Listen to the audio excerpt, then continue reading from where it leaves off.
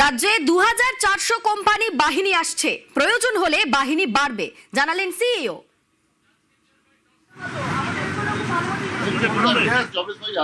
দেখা যাবে কিছু হবে, প্রয়োজন আর আসবে। এই ফোর্স এখন মধ্যে 24 আসবে, তারপরে দেখা যাবে কিছু হবে, প্রয়োজন আর আসবে।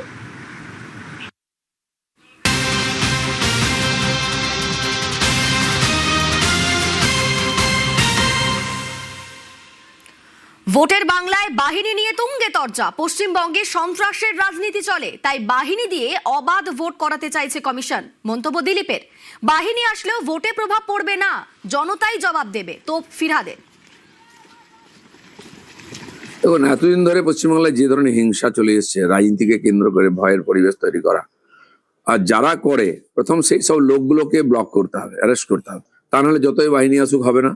আর নির্বাচন কমিশন আমার মনে হয় এবারে পুরো দৃঢ় সংকল্প হয়েছে পশ্চিমবাংলায় আর শান্তিপূর্ণ ভোট করার জন্য। সেই জন্য যেমন সেন্ট্রাল ফোর্স আসছে, সেরকম এই যারা সেন্সিটিভ এলাকায় গন্ডগোল করে তাদের প্রতিও স্টেপ নেওয়া হচ্ছে।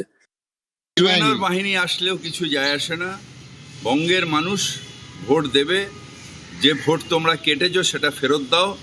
বঙ্গের মানুষ, তুমি প্রমাণ করতে পারো না কোনো বাংলাদেশি লজিক্যাল ডিসক্রিমিনেন্সির নামে মানুষের উপর অত্যাচার করেছো, মানুষকে হত্যা করেছো। যে মানুষদের এখন অনিশ্চয়তার মধ্যে নিয়ে তার ভোট ফেরত দাও। তোমাদের গালে কিভাবে মানুষ থাপ্পড় মারবে সেটা মানুষই জানে।